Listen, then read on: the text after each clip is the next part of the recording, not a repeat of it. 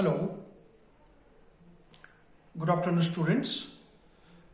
आज हमारा जो और एक वीडियो जो हमारा बनने जा रहे हैं, आप लोगों की आशा करता हूं कि आप लोगों जो ऑलरेडी एग्जाम लिखे हुए हैं, इस बार जो मार्च में जो पेपर हुआ था, हो सकता है कि आप लोगों का पेपर अच्छा गया हो और हो सकता है कुछ लोगों में थोड़ा सा मतलब बहुत पॉइंट के हिसाब से भी आप वेट कर रहे होंगे या मार्जिनली आप लोगों को थोड़ा सा रिजल्ट अवेट कर रहे होंगे।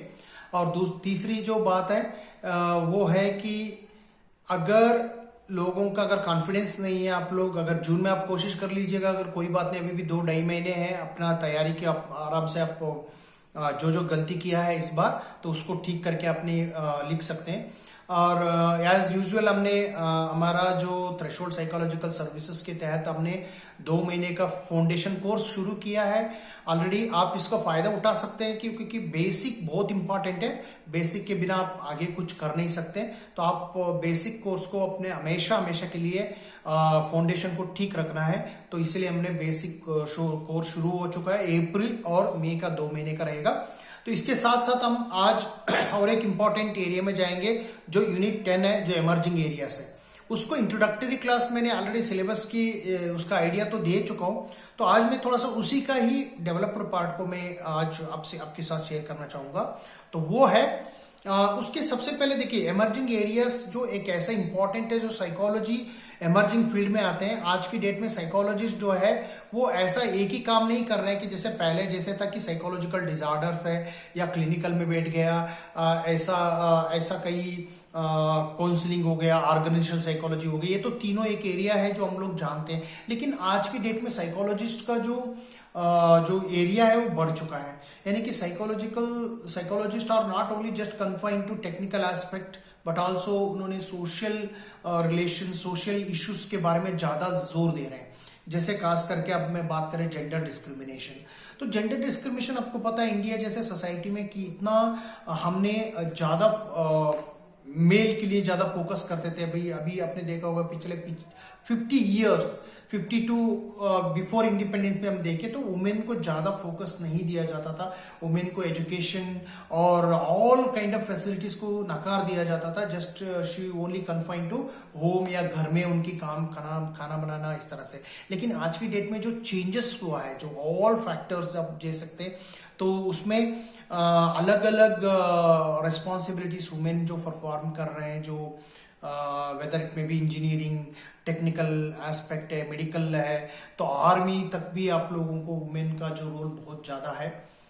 तो इस तरह से अगर हम बातें करें कि सीलिंग अभी भी हमने जिस तरह से जेंडर जो बातें अभी भी हमारे पास बहुत ज्यादा एग्जिस्ट करते हैं अभी हमारा सोसाइटी में, अर्बन एरिया में, इवन अर्बन एरिया में भी हमने ये करते हैं। जैसे कि फॉर एग्जांपल कोई जॉब्स में हो गया, कोई अलग अलग एरिया, कोई भी पोजीशंस हो गए, उसमें ज्यादा वुमेन को हमने नहीं करती। इवन पॉलिटिक्स में भी उसका रिजर्वेशन है, आप लोग को पता हो कि 33% रिजर्वेशन है, वो भी हमने अभी लागू नहीं किया है।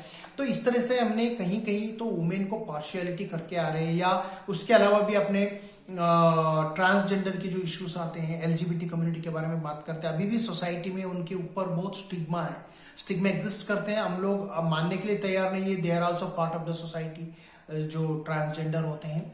तो अभी थोड़ा सा बदलाव हो चुका है, जो बहुत ज्यादा ये क्या बोलते हैं सिचुएशंस जो है सुधर चुका है बिकॉज ऑफ एजुकेशन। तो इसके लिए हमने एक इंपॉर्टेंट एस्पेक्ट को समझना होता है कि भाई एज ए साइकोलॉजिस्ट हमारा रोल क्या होता है, हम लोग किस तरीके से कम्युनिटी में चेंजेस लेके आ जाए, ये एक सबसे इंपॉर्टेंट इशू होता है। अब देखिए, पावर्टी है। पावर्टी एक ऐसा चीज है जो अभी भी हमने psychological aspect of poverty exist करते हैं इंडिया में। इकोनॉमिकल एस्पेक्ट पावर्टी क्या होता है कि जैसे किस बंदे को कितना एक लिविंग वे में कैसा होना चाहिए, कितना पैसा होना चाहिए, कितना स्टैंडर्ड होना चाहिए। लेकिन हम एज ए परसेप्चुअल एस्पेक्ट में देखें, जो साइकोलॉजिकल एस्पेक्ट में देखें, तो गरीब कौन होता है वो हम साइकोलॉजिकल एस्पेक्ट में देखना होता है, क्योंकि it's not only just related to monetary aspect. तो हम अभी देखेंगे कि पॉवर्टी के एग्जामिनर्स क्वेश्चन पूछा जाता है जो टाइप्स ऑफ पॉवर्टी है, जैसे डेप्रिवेशन से ऊपर क्वेश्चंस होते हैं। डेप्रिवेशन का मतलब क्या होता है, तो ये बात को आप समझ लीजिए। डेप्रिवेशन क्या होता है, पॉवर्टी, वो भी एब्सोल्यूट पॉवर्टी है। टाइप्स ऑफ पॉवर्टी के बारे में थोड़ा सा क्वेश्चन पूछा जाता है। जैसे डेप्रिवेशन ऐसा चीज होती है जो ऐसा इंडिविजुअल्स होते हैं, वो एकदम एक अपना जो सर्कल है, विशियस साइकिल होता है, उस विशियस साइकिल से बाहर आने की स्थिति में नहीं होता है due to stigma, due to cultural aspect. वो ऐसा स्थिति में पहुंच गए होते हैं, वो उनकी इंप्रूवमेंट करना बहुत मुश्किल हो जाता है। तो फिर भी हमने कोशिश करते हैं कि गवर्नमेंट ऑफ इंडिया से भी बहुत कुछ स्कीम्स आए, जैसे कि अंत्योदय स्कीम हो गया, Jawaharlal Nehru urban renewable mission हो गया, बहुत ऐसे जो प्रोग्राम्स है, नरेगा हो गया, ऐसा प्रोग्राम्स है जो गरीब लोगों को थोड़ा या क्या बोलते हैं, रिम्यूनरेशन दे दे, कंपनसेशन दे दे, ऐसा प्रोग्राम्स उन्होंने बनाया है। और डिसेबिलिटी भी एक ऐसी इंपॉर्टेंट चीजें हैं, डिसेबिलिटी जो हमेशा सोसाइटी में हमने हैंडीकैप वर्ड यूज करते थे पहले, अब बोलते हैं कि डिसेबल्ड, स्पेशली डिसेबल्ड करके हम वर्ड यूज करते ताकि सोसाइटी में वो भी इंक्लूसिव हो जाए। तो वो भी हमारा एक इंपॉर्टेंट पार्ट है। जो भी बंदा अगर वो डिसेबल्ड है, वो उसको हम ये नहीं सोचे कि वो एकदम नालायक है, कुछ कर नहीं सकता, ऐसा हमारा व्यू पॉइंट नहीं होता। हम इस वर्ड को यूज ही नहीं कर सकते क्योंकि उनके पास सारे पोटेंशियल्स है। हम लोग को देखा हुआ है कि ऐसे ऐसे बंदे लोग जो सिंगिंग में और ऐसा अलग फील्ड में, इवन ओलंपिक में, पैरा ओलंपिक में हमने देखे कि दीज आर ऑल डिसेबिलिटी जो हमने साइकोलॉजिकल कंटेक्स्ट में हम उसको एक्सप्लेन करके लोगों में बढ़ावा देना है, मोटिवेट करना है लोगों को। That is the very important of emerging field है। ये साइकोलॉजिस्ट के सामने बहुत एक किस्सा बड़ा चैलेंजेस है। तो as a professional, teaching professional, हम इसमें नॉलेज होना बहुत जरूरी है। और as a sports perform psychologist हो या कोई भी आप फील्ड में हो, तो हमको डिसेबिलिटी के बारे में नजर रखना और उस चीज को बढ़ावा देना है कि और मेन स्ट्रीम में आ जाए डिसेबल्ड पर्संस। उसके लिए गवर्नमेंट ने बहुत ऐसे एक्ट भी बनाया है, उसको हम डिटेल चले जाएंगे। अभी हम इंट्रोडक्टरी क्लास कर रहे थे, तो ये आपको समझने के लिए बहुत मौका मिल जाएगा। जैसे माइग्रेशन से मैंने पहले ये कहा कि ये भी बहुत बड़ा इश्यू है। जैसे इंडिया में जैसे कंट्री है, तो अगर मान लीजिए बिहार के जैसे लेबर्स असम में जाके काम करते हैं, महाराष्ट्र में जैसे जाके काम करते हैं, क्योंकि उनका सबसे इंपॉर्टेंट क्या होता है, अपॉर्चुनिटीज। जॉब अपॉर्चुनिटीज एक बहुत इंपॉर्टेंट है। जॉब अपॉर्चुनिटीज के बिना हमने कैसे भी कहीं एक जगह से और जगह जाना पड़ता है। और सबसे इंपॉर्टेंट है वहां पे जॉब अपॉर्चुनिटीज एक रीजन होता है माइग्रेशन में, क्योंकि कल्चरल अपने अपने अलग अलग डिफरेंस कल्चर होते हैं, उसको अपने डिस्टिंग्विश कल्चर हम अलग अलग आके जीना पड़ता है।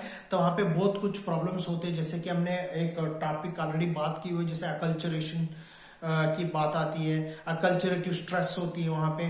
तो ये सारे प्रॉब्लम होती है। अगर मान लीजिए कोई साउथ इंडियन अगर पंजाब में रह रहा है, कश्मीर में रह रहा है, तो इतना आसान नहीं होता वहां पे रहना। और लेबरर्स जो होते हैं वो भी हमारा एक हिस्सा होता है कि बिना लेबरर्स हम हमारा डे टू डे लाइफ बहुत मुश्किल होता है एक्सपेक्ट करना।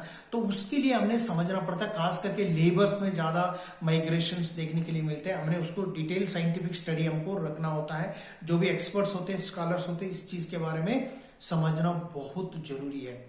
और उसके अलावा स्टिग्मा है, तो स्टिग्मा तो हम मेंटल हेल्थ के ऊपर ही देख ही रहे हैं, ऑलरेडी हम बात कर चुके हैं स्टिग्मा के बारे में, क्योंकि स्टिग्मा एक इंपॉर्टेंट है एस्पेक्ट है जो मेंटल हेल्थ के ऊपर या साइकोलॉजी प्रोफेशन के हो ऐसा अभी या डिस्क्रिमिनेशन एग्जिस्ट करती है, स्टीरियोटाइप एग्जिस्ट करती है अभी भी हमारा सोसाइटी में, जो डेवलपमेंट के लिए बहुत एक बड़ा शाप के जैसे है, एक कर्स बोल सकते हैं हम लोग। तो उस पे एक स्टिग्मा है, तो एक ट्रीटमेंट, मेंटल हेल्थ ट्रीटमेंट के रिलेटेड भी स्टिग्मा आ जाती है। तो ये बहुत इंपॉर्टेंट है, स्टिग्मा को समझना एक इमर्जिंग चैलेंज है। एकदम साइकोलॉजिस्ट को कोई भी काम करना, कोई भी मेंटल हेल्थ इंटरवेंशन करना है, तो स्टिग्मा एक बहुत बड़ा प्रॉब्लम होके आती है हमारे पास। और उसके अलावा सोशल सफरिंग्स है। सोशल सफरिंग में अलग अलग रूप में होता है, जैसे पीटीएसडी हो सकता है, यानी कि कोई भी क्रिमिनल होता है, जैसे between groups conflict, group conflict जो होता है, वहां पे बहुत लॉस होती है हमारे लिए। बड़े बड़े कंट्री, बिटवीन कंट्रीज जो वार्स होते हैं, कॉन्फ्लिक्ट्स होते हैं, ये सारे जो सोशल सफरिंग्स में आ जाते हैं। जैसे अर्थक्वेक वगैरह होता है, डिजास्टर्स होते हैं, वो सारे चीजें आती है। और डोमेस्टिक वायलेंस एक इम्पॉर्टेंट है, वो भी हमको देखना होगा, क्योंकि एज ए इंडिया हम लोग को पता है ट्रैफिकिंग, चाइल्ड ट्रैफिकिंग होते हैं, वुमेन ट्रैफिकिंग होती है। अर्बन एरियाज में वुमेन को सप्लाई करके जो अलग अलग जॉब में दिया जाता है और उसको एक्सप्लॉइट किया जाता है, वो एक ह्यूमन राइट वायलेशन हम बोल सकते हैं, एक इम्पॉर्टेंट है।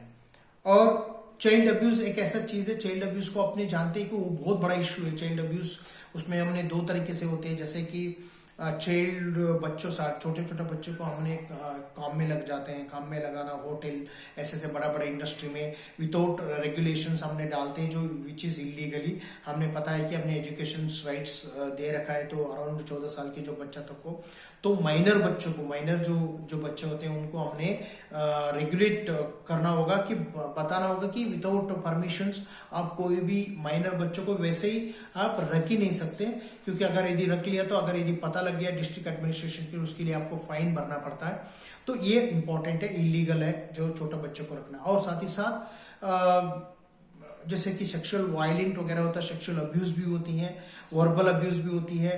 तो इस तरह से अब्यूज को हमने इस दायरे में हम लेके आ सकते हैं, यानी कि एक बहुत इंपॉर्टेंट है हमको समझना। चाइल्ड अब्यूज एक बड़ा सोशल इश्यू है और इसके लिए बहुत कुछ काम चल रहा है। अब एज ए साइकोलॉजिस्ट भी हम लोग को समझना बहुत इंपॉर्टेंट है। तो मैं और एक बार दोहराता हूं, तो इसमें खास करके जो जेंडर डिस्क्रिमिनेशन है और पॉवर्टी को समझना पड़ेगा, सोशल इश्यू में डिसेबिलिटीज है, माइग्रेशन है, स्टिग्मा है, मार्जिनलाइजेशन भी एक इंपॉर्टेंट है। मार्जिनलाइजेशन क्या होती है, एक हमने कोई भी कम्युनिटी को एकदम मार्जिनाइज करते हैं, जैसे माइनॉरिटी को हम बोलते हैं। एक बड़ा जो पॉपुलेशन होता है, अगर मेजॉरिटी पे लोग होते हैं उसको हमने एक माइनॉरिटी को हमने अलग कर देते या हमने डिस्टिंग्विश करके रख देते सोसाइटी में, उसका कोई रोल नहीं है। ऐसा मतलब ये इम्बैलेंस करके हमको प्रॉब्लम करने के चांसेस होता है, ये सोसाइटी में एक प्रॉब्लम्स को दे देती है। तो इसी वजह से हम लोग को समझना है कि इस चीज को ध्यान में रखते हुए हम लोग इस सोशल इश्यू को समझना बहुत जरूरी है। हम साइकोलॉजी को यदि समझना चाहते हैं, सोशल साइकोलॉजी हो कोई भी हम फील्ड में, तो ये आज का हमने इंट्रोडक्टरी देना था, एकदम आपको क्लैरिटी आ जाए। तो ये हमारा एक एफर्ट था। तो फ्रेंड्स, हम लोग इसके थ्रेशोल्ड के थ्रू, आपको पता ही है, हम लोग फाउंडेशन कोर्स भी चला रहे हैं, और साथ ही साथ हमारा वीडियो अगर यदि आप लोग नया है तो आप सब्सक्राइब कर सकते हैं। यदि आप कोर्स को ज्वाइन करना चाहते हैं तो हमारा वीडियो देख के पता लगता है कि हमारा किस तरह से वीडियोस होता है, क्लास कैसे हो सकता है, बिल्कुल एकदम आपको क्वालिटीज क्लासेस दे देंगे। तो हम डिस्क्रिप्शन बॉक्स में उसका नंबर है, और अगर कोई भी आपको डाउट्स हो इसके रिगार्डिंग आप मुझे कॉल कर सकते हैं। थैंक यू सो मच आप लोग मेरा वीडियो को ध्यान से देखने की वजह से। तो अब हम आने वाले वीडियो में आपको अलग अलग कंटेंट लेके आते रहेंगे, तो इसके लिए आपको धन्यवाद। Thank you so much.